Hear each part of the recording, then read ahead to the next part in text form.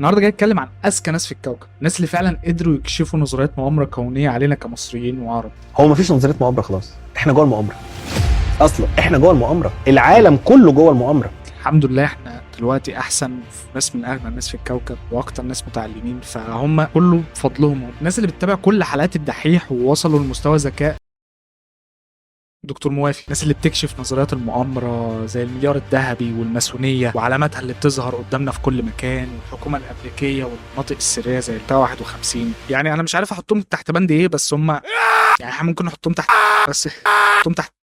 شعب مصر من زمان هو عنده العاده دي اننا بنصدق اي حاجه مش منطقيه عشان بس نريح دماغنا، لان احنا ما بنحبش نفكر كتير في الحاجه بقى ونقعد نحرق دماغنا. لا، احنا ممكن نفكر في الحاجه بس في حاله ان احنا خلاص لقينا سبب مش منطقي ليها نبدا بقى نحلله، زي مثلا الاهرامات. خلونا نتكلم عن موضوع الاهرامات ده عشان بيعصبني فشخ. في ناس متخيله ان الاهرامات دي الفضائيين اللي بنوها. نظريه بناء الاهرامات مش بعيده قوي ومشابهه لاي نظريه ممكن يعملها حد من ديكيرنس. انت فاهم قد ايه الاهرامات دي عليها كميه كلام، والماسونيه ليها ايد فيها وعاوزه تشتريها عشان تبدا مشروعها الجديد، مشروع المليار الذهبي. وانا متاكد ان الشخص صاحب النظريه دي هو ما يعرفش حاجه عن الاهرامات غير ان في حد هناك بيبيع كبده جملي مجرم. الصراحه انا ما اقدرش انكر ان الاهرامات انجاز جامد فشخ، وان احنا فعلا مش قادرين نستوعب هي ازاي اتبنت، بس الكلام ده كان زمان. تمام، الكلام ده كان قبل ما انا ادرس واعمل سيرش بسيط في الموضوع بسيط فشخ. عايز تبني اهرامات، عايز تعمل حاجه كبيره زي الثلاث اهرامات دول وابو الهول، الموضوع بسيط، هتجيب عتال. نرجع للموضوع. المصريين ماسكين بقى في موضوع ان اجدادنا هم اللي بنوا الاهرامات، احنا الناس الجدي بقى جد فاهم للاخر بقى هو ده اللي بنى الاهرامات. انت متخيل واحد بالبنيه الجسمانيه دي جد هو اللي بنى الاهرامات؟ ايوه مثال تاني يعني غيري، يعني واحد غيري. بس عامة هو في حاجة بس عايز انبه عليها. انا يمكن عشان مثلا كادر الكاميرا نازل شوية فانا باين ان انا قصير، بس انا والله العظيم انا 187 سم. ناس بتتفاجئ فشخ لما تقابلني في الحياة هتقول لي ايه كل المصريين بقى ماسكين في الحضارة بقى بتاعت اجدادنا، فاهم؟ انا متخيل المصريين اللي موجودين في الوقت الحالي جدهم هو اللي بنى الاهرامات. انت فاهم؟ انت مستوعب الكلام اللي انا بقوله؟ فدي انا معتقد ان هي نظريه مؤامره عامه، وانه بناء حاجه عظيمه زي الاهرامات ينسب لينا احنا كمصريين اللي موجودين دلوقتي. ما اعتقدش ان في الوقت الحالي كل التكنولوجيا اللي موجوده دي في حد يقدر يبني الاهرامات. ما بالك بقى ان التكنولوجيا دي مش موجوده في مصر، فما يجيش بقى حد من كفر هرمس يتخيل ان جده بقى هو اللي بنى الاهرامات والحاجات دي تنسب ليه. انا ممكن جدي يكون كان ليه يد في بناء الاهرامات، حرفيا يد. وبرضه من نظريات المؤامره اللي بتخلينا افكر كتير فشخ نظريه المنطقه 51. ناس بتقول ان المنطقه دي فيها كائنات فضائيه وروبوتات وتامر الجيار، وبقول لك ان هي منطقه بقى خطر وامريكا مش عايزه حد يعرف عنها حاجه. انا مش عارف ليه امريكا مش عايزانا نعرف حاجه عن منطقه 51. يعني تخيل انت مثلا واحد قفش كائن فضائي وحبسه في منطقه، تمام، منطقه مربع عادي، مبنى عادي في نص الصحراء، ومش شايف ان دي حاجه روشه فشخ. انا اقسم بالله لو انا هطلع فليكس 24 ساعه عن الموضوع ده. يعني انا هعمل كونتنت ان الفضائي ده يا جدعان انا قفشته في رحله صيد، والله العظيم هذلهم. وبعدين انا ما اعتقدش ان التفكير الامريكي بصراحه على اللي انا بشوفه الفتره اللي فاتت يقدر يبقى ذكي كفايه ان هو يبقى قافش فضائي، كائن فضائي. يا جدعان انا الكائنات الفضائيه مش، انا حاسس ان انا بقيت متخلف زي الناس اللي بتعمل الكونتنت ده، بس الكائنات الفضائيه مش حقيقيه. تمام، ده مين ده بقى؟ يعني هل ده كائن ما اعرفش، انا نفسي ما اعرف. باين على فكره تم تداول هذه الفيديوهات في اكبر القنوات على مستوى العالم. وحاجه كمان زي مسلسل سيمسونز. المسلسل ده بقى كل لما تحصل حادثه كبيره، مسلسل ابن كابتن الماسونيه، بصوا شفتوا التمام بقى ازاي بالحدث ده. يعني حاجات مثلا زي احداث 11 سبتمبر يقول لك بقى سيمسون تنبأ بالاحداث وقال لك ان هو هينفجر. تمام، انا يعني ماشي، دي حاجه قويه الصراحه ان هو لو عمل حاجه زي كده فمفيش مشكله. لكن يجي مثلا يتنبأ ان ترامب ورئيس السعوديه ورئيسنا عبد الفتاح السيسي هيحطوا ايديهم على كوره معينه بس، يعني ما اعتقدش حاجه حصلت بعد كده غير ان البنزين غلي. ومثلا التنبؤ ده ان كاميلا هاريس هتترشح للرئاسه عشان بس الشخصيه اللي كانت في الكرتون كانت لابسه زيها في المستقبل، فاهم؟ هي خلاص تنبأت ان هي هتترشح للرئاسه، فاهم يا جدعان؟ هو انا اتجننت يعني؟ سبحان الله، تنبأ هنا يعني بص، اصل الشبه واضح، يعني الشبه بالظبط. اي انفجار بيبقى نفس الانفجار بتاع مسلسل سيمبسونز. يعني دي ممكن احطها كده بس لون اخضر وتبقى تنبأ بفاسيه من ممدوح نصر الله عنك. يعني هو انت على حسب والله. ونروح للجزء الاهم، الجزء الاعظم في الفيديو، الجزء اللي انا فعلا عامل الفيديو عشانه اصلا، الماسونيه. لان في ناس مقتنعه ان الماسونيه دي خلاص هي السبب ان هو ما يتجوزش وهو عنده 50 سنه، الماسونيه هي السبب ان البنزين يغلى، الماسونيه هي السبب ان الزمالك يخسر اخر بطوله، فاهم؟ في ناس بتبقى مقتنعه بده. الناس بقى بتقول لك ايه على الماسونيه؟ بتقول لك ان هم جماعه سريه محدش يعرف عنهم اي حاجه، تمام؟ فيها المشاهير بيجيبوا اطفال ويعملوها قربان للماسون. مش عارف مين الماسون ده، بس اكيد تيك توكر مشهور يعني، بيعملوها له قربان وبس. هي دي المراسم بتاعتي. المهم فانا يعني في ناس مقتنعه ان البروسيس دي كلها هي اللي خلاص خلتهم يتحكموا في العالم، ان هم يقدموا قربان لتيك توكر مشهور، ساعتها خلاص يقدروا يتحكموا في اي حد في الدنيا. حد يقول لك بقى ايه المشاهير، بص يطلع يعمل كده، فاهم؟ اصل دي كده مش ماسونيه، ده مبدئيا تمام. يطلع يعمل كده وهي خلاص كده احنا كده رايحين في داهيه. الراجل ده هيودينا كلنا ورا الشمس. هو معلش بجد لو الماسونيه حقيقيه اكيد مش هيمضوا مع واحد زي ده. الف ب اي حد عايز يعمل مليار ذهبي معروفه. فانا النهارده جمعت لكم ليستة فيديوهات كده عن المواضيع اللي اتكلمت عنها في الفيديو كله، لناس بيحللوا الحاجات دي ويقول لك بقى ايه ما وراء الجدار الجليدي والكلام ده، ونتفرج عليها سوا. نتفرج عليها سوا. مش هعمل فيديو رياكت، او هعمل فيديو رياكت عادي وخلاص. اتمنى ما حدش في الكومنتات يقول لي ان انا بعمل فيديو رياكت، تمام؟ عشان هو الفيديو لو عجبك ما تقولش حاجه زي كده، ما تشتموش. هنطلع له اسم الفتره الجايه، بس اهم حاجه ما تكتبش فيديو رياكت في الكومنتات. Woke up looking for the broccoli. High key, keep a horn on me. That could my seat. IP ownership, the blueprint is by me. Mr. Get off, I get off at my feet. إذا ذهبت إلى جوجل وكتبت الأعوام القادمة فسيكون كل شيء طبيعي حتى تصل إلى عام 2029. بص توقعي إن هو أول ما يسرش على 2029 هيلاقي مصر تأهلت لكأس العالم 2030. ده برجولة يعني.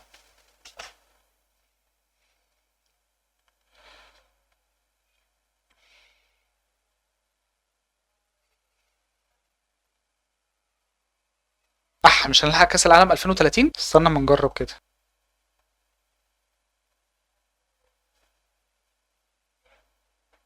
مش هنلحق كأس العالم 2030؟ الفراعنة مش هم اللي بنوا الأهرامات، وأنا معايا الدليل. قبل ما أقول لك مين اللي بناها خلينا نرجع بالزمن 76 سنة بعد الحرب. هو ليه بيتكلم كده؟ اللي هو تحس إن هو عنده معاه سر الكون يعني، معاه حاجة مهمة فعلا. الفراعنة مش هم اللي بنوا الأهرامات، أحمد عثمان هو اللي خلص يعني. مش مهم مين اللي بنى الأهرامات. في نظرية تقول إن الكائنات الفضائية ساعدة الفراعنة في بناء الأهرامات، لكن بشرط تكون في منتصف القارات السبعة وتكون متصلة بنجوم معينة بالسماء. أيوة يعني إيه الشراط على جدودي بقى؟ أنا بس عايز أفهم معلش. لو حد فضائي الفيديو ده وصل له، أنت بتتشرط على جدي بتاعي إيه بقى؟ هو ده تحقيق ده ولا إيه؟ بس عايز أفهم، ولا أنت هتطلع لي بطاقة؟ يعني مش كفاية إن شكلكم أصلا شبه النمل الابيض؟ مش فاهم انا. وبعدين شايف جدي، فاهم؟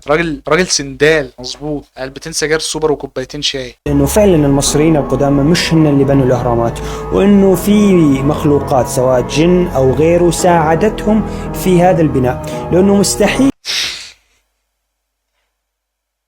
انا ابتديت اخاف، تمام؟ فانا هسكيب الفيديو عشان بجد متابع عجز العلماء عن تفسير نظريه بناء الاهرام. انتجوا هذا الفيلم الوثائقي اجدادنا عظماء. تحيا مصر. يا جدعان الفويسات دي انا حاسس اصلا بسجل دلوقتي الساعه كام؟ الساعه 12، تمام؟ فانا حاسس ان انا خايف يعني. انا اصلا ما علينا على الله. هقرا ايه الكرسي.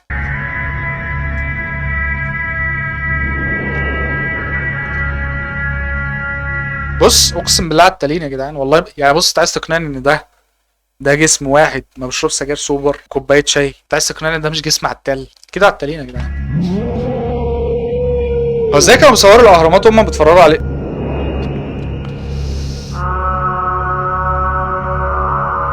بقى يعني هم لو روضوا الديناصورات ليه انقرضت يعني يا دين؟ انا الديناصورات دي اروش حاجه ممكن كنت اربيها في ال20 سنه اللي عشتهم دول. اكيد كانوا بيستخدموهم في عربيات الكبده.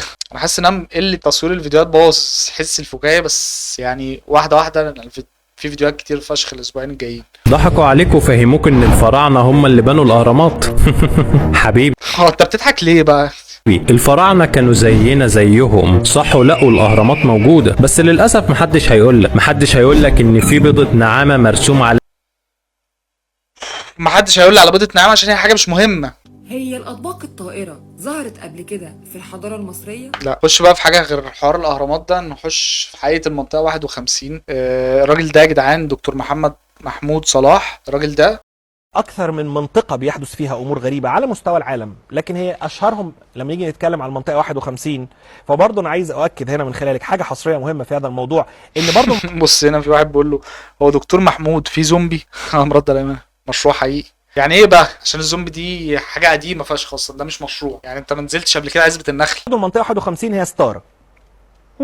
دايما هم عارف انت لما بتقول حاجه انت مش مقتنع بيها، فعشان تبين اللي قدامك ان هو اصلا انا اللي انا بقوله ده صح، فانت بتقول بتضحك كده ابتسامه، انت عارف اللي هو ابتسامه الم من جواك، اللي هو انت فاهم. الجبل الجليدي ده ستاره، فاهم؟ هو مش مقتنع باللي هو بيقوله هو يموت من الضحك عن ان في حد مصدقه. هم جيدين جدا ان هو يخلي تركيز العالم كله بعينيهم رايح ناحيه حاجه واحده عشان ما يشوفوش اللي ورا هنا. هم مركزين جدا مع اللي بيحصل في اريا 51 منطقه 51 انت لما قلتها بالانجليزي وبالعربي خلاص كده انت عند مرجع يعني كده خلاص، يعني احنا هناخدك قدوه. معروف يا ابني اللي عارف الكلام ده كله هو تامر الجيار.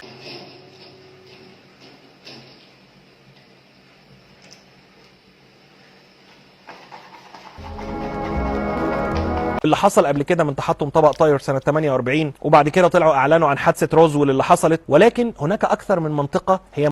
طب قول لي بقى ايه حادثه روزويل، عشان انا هخش اسرج دلوقتي ولو طلعت بتهق عليا اقسم بالله هتزعل مني. حادثه روزويل حادثه وقعت في 1947 حيث تحطم بالون مراقبة عسكري للوحدات الجوية مش عارف ايه. هوب يالا، هو دول بقى هم دول بقى الفضائيين يا جدعان؟ اصل الصور دي اكيد حقيقة، انت فاهم؟ فهل بجد ده فضائي؟ يعني هل اصل توقعاتها هتقل فشخ، انا قلت الفضائيين هيبقوا اوسم من كده يعني. مناطق بحثيه امريكيه بيقوموا فيها بكل التجارب اللي ممكن الانسان يتخيلها واللي ما يتخيلهاش. يعني تجربه العالم اللي هو عمل تجربه على بنت وتحولت له الحاجات دي حقيقيه؟ دي مش تجربه يعني، ده حاجه 24 ساعه بتحصل في امريكا. الجدار الجليدي عرفوا وراه ايه؟ يا ترى ايه بقى اللي ورا الجدار الجليدي؟ كومباوند ماونتن فيو، كانت حاجه مش مهمه يعني. لقيت الجليدي في مركب وصلت له، المركب لقت مدن جديده ولقت ناس متطوره اكتر مننا، لدرجه انهم قالوا في مدينه كمان للتنانين اللي هي المفروض انقرضت، وقالوا ان حتى هو المدينه المتطوره تمام هم فضلوا مخبين على حالهم حبه حلوين قوي لحد اما جه فارس الطماوي. قال لك في حبايبي سافروا كانوا رايحين بورسعيد بالغلط وقعوا اتزحلقوا من على الجدار الجليدي، شافوا ناس متطوره، انت فاهم؟ وطلع فضحهم على النت، والناس المتطوره دي قشطه عادي. حائط الجليدي ده الحراسه الامريكيه مشدده عليه جدا لدرجه ان في مراكب. هو ليه كل حاجه امريكا ماسكاها يا جدعان؟ ما تسيبوا لنا حاجه. طيب ممثل امريكي شهير يفضح الماسونيه اهو، جيم كاري طالع يعمل لنا كده على النت، ده فضح الماسونيه. قال لهم انتوا كده، انتوا هنا. You don't know what it is. You don't know what that is. Come on, Jimmy. Seriously, the time is up. هو ليه كاتب فوق اين الدعم تيم رمضان؟ هو ده حاجه تبع محمد رمضان؟ It is the secret symbol of the Illuminati and you're part of it and I'm sick of it. I want everybody to be. هو جيم كاري اتجنن وعقله خف تقريبا فخر خالص. الفري ماسون او الماسونيه.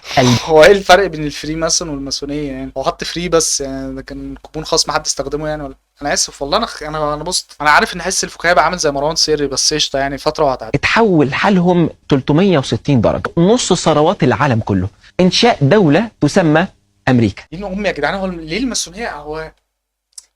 انا يعني نفسي ابقى امريكي بصراحه يعني، نفسي اخلف عيل يصحى الصبح يقول لي انا بنت. ده انا اللايف ستايل بتاعي كده. كيفيه الانضمام للماسونيه بطريقه بسيطه، 5 خطوات بادوات في المنزل. هنشوف دلوقتي، يلا كلنا ننضم للماسونيه. جاهزين؟